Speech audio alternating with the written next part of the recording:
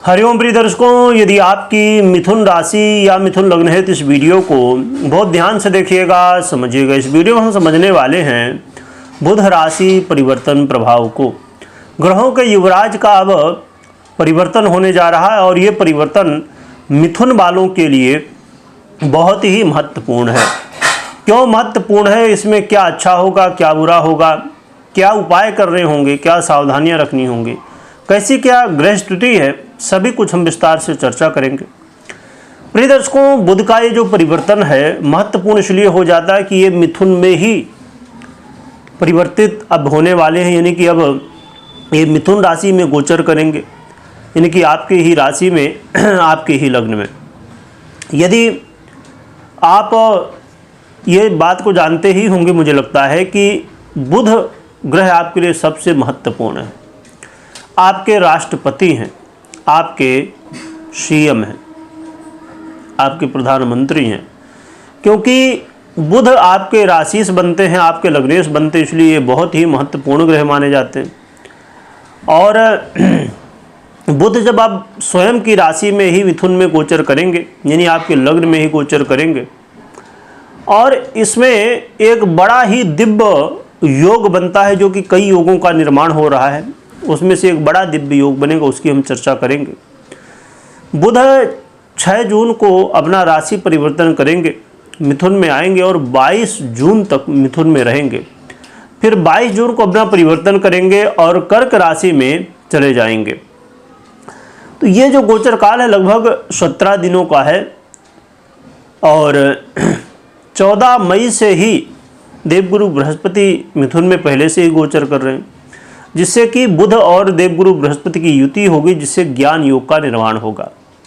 इसके अलावा 15 जून से सूर्य भी आ जाएंगे और सूर्य का गोचर काल यानी कि बुधादित्य योग का निर्माण और त्रिग्रही योग का भी निर्माण हो जाएगा। इसके अलावा यहाँ पर जो सबसे महत्वपूर्ण योग बनने जा रहा है, जो कि पंच महापुरुष योगों में से एक होता है और ये बड़े राजयोगों में से भी एक बड़ा राजयोग है। इसे कहते हैं भद्र नामक पंच महापुरुष राजयोग। तो भद्र नामक पंच महापुरुष राजयोग का ये जो निर्माण होगा, ये हमारे जीवन में बहुत कुछ देने वाला होता है। यहाँ पर थोड़ा सा और हम डीप में इसे समझने की कोशिश यदि करें तो बुध का ये जो गोचर काल रहने वाला है, तो ये नक्षत्र वाइज देखें तो मिथुन राशि में गोचर करेंगे, यानी कि मृगशिरा, आर्द्रा और पुनर्वसु। मृगशिरा यानी कि मंगल का नक्षत्र, आर्द्रा यानी कि राहु का, और पुनर्वसु यानी कि देवगुरु बृहस्पति का नक्षत्र। जो कि देखा जाए तो इसमें मृगशिरा यानी मंगल के 2 ही चरण हैं और आर्द्रा यानी कि राहु का चरण है, नक्षत्र है, इसके 4 चरण हैं पूरे, और पुनर्वसु जो कि देवगुरु बृहस्पति का, इसके 3 ही चरण हैं। ये क्यों समझना जरूरी है, क्योंकि जब आप राशि वाइज इनका फल देखते हैं, समझते हैं, तो कुछ अलग दिखेगा आपको, परंतु वहीं पर जब आप नक्षत्रों के अनुसार गणना करें, उसे जानें समझें, तो वो गणना अलग ही कुछ प्रभाव दिखाती है। अब जैसे कि बुध और गुरु का गोचर काल एक साथ यानी कि युति उतनी श्रेष्ठ नहीं मानी जाती है, परंतु जब आप योग की दृष्टिकोण से देखेंगे कुछ अलग ही आपको दिखेगा। और यहाँ पर जो हमने चर्चा की कि भद्र योग भी बन रहा है, तो वो और महत्वपूर्ण। यहाँ पर लगभग 17 दिनों का गोचर काल है, परंतु इसे हम 18 दिनों को यदि मान के चले तो कैलकुलेशन बहुत आसान हो जाएगी, क्योंकि 9 चरण होंगे और 9 चरण में 2-2 दिन एक चरण में आ जाएंगे। तो वो गोचर काल का समय जब राहु के नक्षत्र में होंगे, वो बड़ा महत्वपूर्ण होगा। चलिए जानते हैं क्या कैसा प्रभाव हमें ये बुध महाराज देने वाले हैं। तो बुध का ये गोचर काल आपके जीवन में मान सम्मान में वृद्धि, यश प्रतिष्ठा में वृद्धि, आपके जीवन में उच्चता हासिल करने का समय है। आप अपने जीवन में मान सम्मान प्राप्त कर सकेंगे और सबसे बड़ी बात ये कि आपके विचारों में एक ऐसा विचार, एक ऐसा समय कि आप बड़े बड़े निर्णय ले पाएंगे इस समय। किसी के साथ कोई डिस्कशन करना है, कोई मीटिंग करना है, कोई बड़े बड़े फैसले लेना है, तो उसके लिए एक अच्छा अवसर रहने वाला है। आपके जीवन में अपने आप को आप जान पाएंगे, समझ पाएंगे।